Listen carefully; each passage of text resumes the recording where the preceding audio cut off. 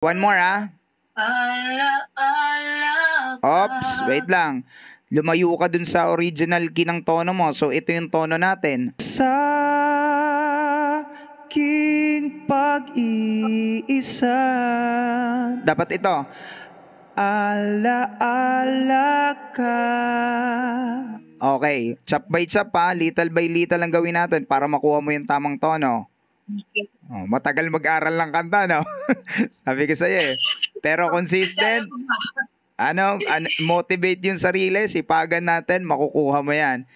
Kahit na sumobra tayo ng oras ngayon, basta may matutunan ka. Wala akong pakialam sa oras. One more. Oh, tumaas ka. Ito tayo. Ito yung range mo.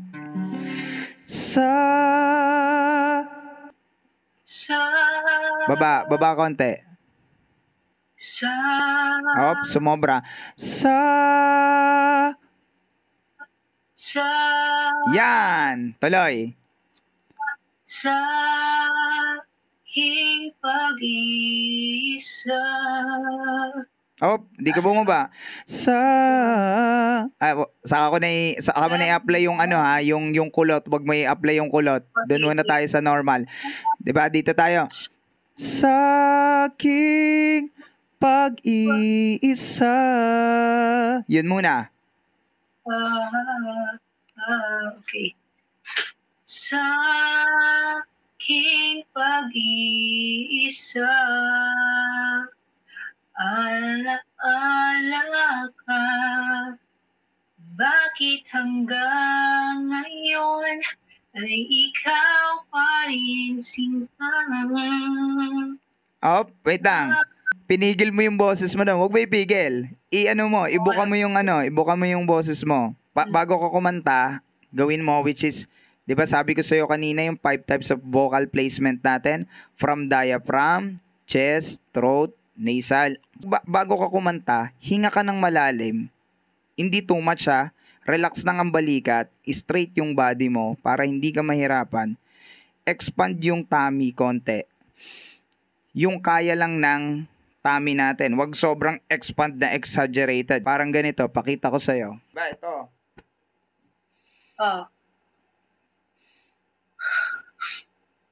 Okay. Okay, nag-e-expand yung tummy ko. So, habang nag-expand yung tummy, pag nag-expand, nag-ipong ka ng hangin sa diaphragm. Hindi ganito, ha. Malitong ganito. Mali yan. Pag umangat ang balikat, mali yan. So, kailangan yung diaphragm ang malalagyan ng hangin. So, habang kinakanta mo yung di ba for example, ito yung tummy ko, nag-expand ng ganyan. So, habang kinakanta mo yung song, di ba? Sa aking pag-iisa, tinutulak ng tummy mo paloob yung hangin. Slowly.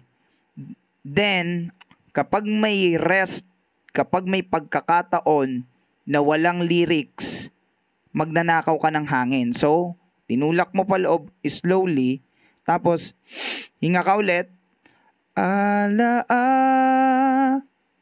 tapos, hahagurin mo dito sa chest mo para ang tunog at yung kapal ng tunog maganda pakinggan. Kasi meron ka ng nasal eh. Maganda na yung quality ng nasal mo eh. And at the same time, may style na yung throat mo para pag lumalabas ang boses mo, maganda pakinggan. Para lang kumapal, para hindi tunog manipis ang boses natin. Lagyan natin ng chest. So, hinga. Paghinga. Sa aking pag-iisa, ating gabi, sa pagtulog mo. Yung mo, nagano ka doon. Sa pagtulog mo. Hindi ganito ha. Sa pagtulog mo. Sintonado yon. So, kailangan. Okay. Sa pagtulog mo. Okay, one more. From the top? Hindi, dun tayo sa sa hating gabi. At sa hating gabi. Wait lang, yung gabi. Sumobra. sa ating Up. gabi. At sa ating gabi. Okay. At sa ating gabi.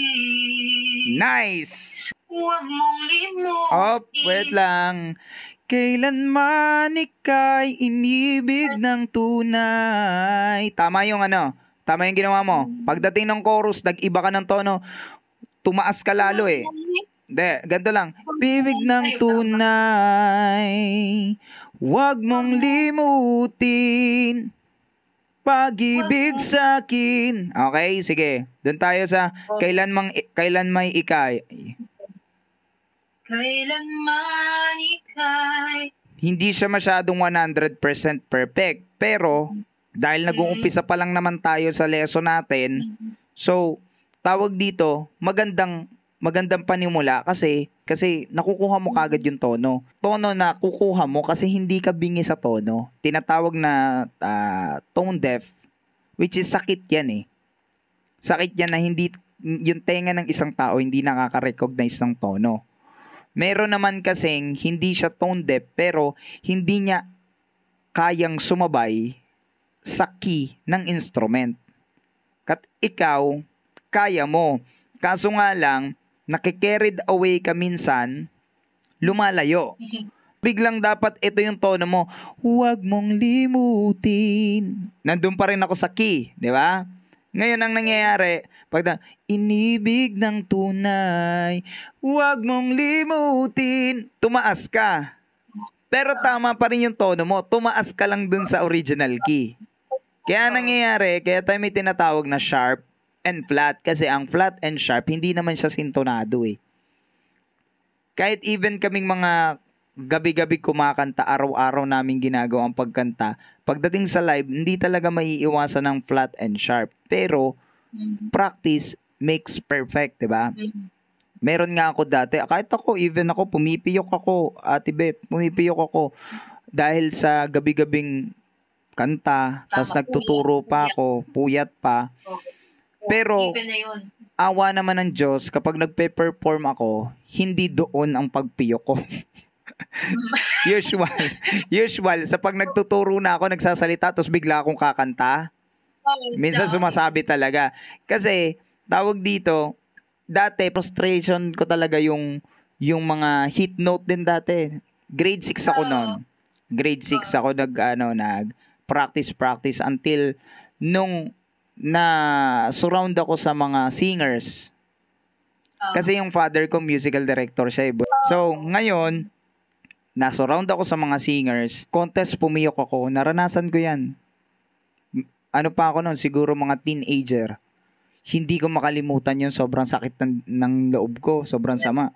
Alam mo, sa CR ako nag-practice. Sa isang kapong sana'y magbalik nang mapawi ang wait lang. Diba huminga ka? Doon sa pintig ng puso, wag mong itago. Na magbalik. Okay, umabot dun yung hangin mo. Kung mapawi ang pagluha, naubusan ka na ng hangin doon. Kasi kapag the more na naubusan ka ng hangin, the more kukulangin yung tono mo. Magpa-flat ka ngayon. So, kailangan yung hinga mo, sabi ko sa'yo kanina, hinga, kailangan marami kang ipunin na hangin. As long as kayang ipunan mo ng hangin.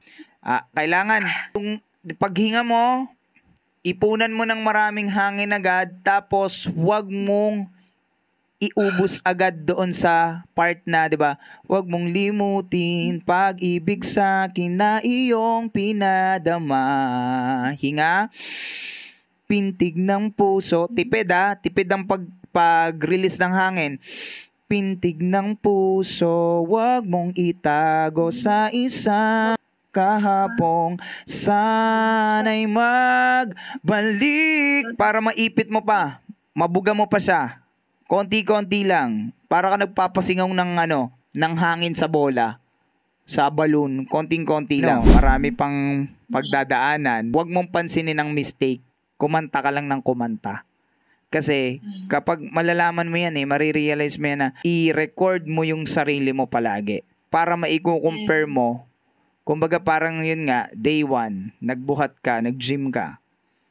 Pag tiningnan mo yung katawan mo, liit pa ng katawan ko, okay lang.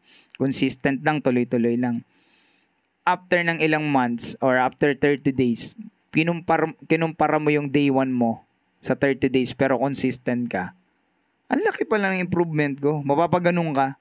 Ay, okay pala. Yung transformation pala okay. 'Di ba? So, kailangan lang push lang ng push. Bawal lang tamarin.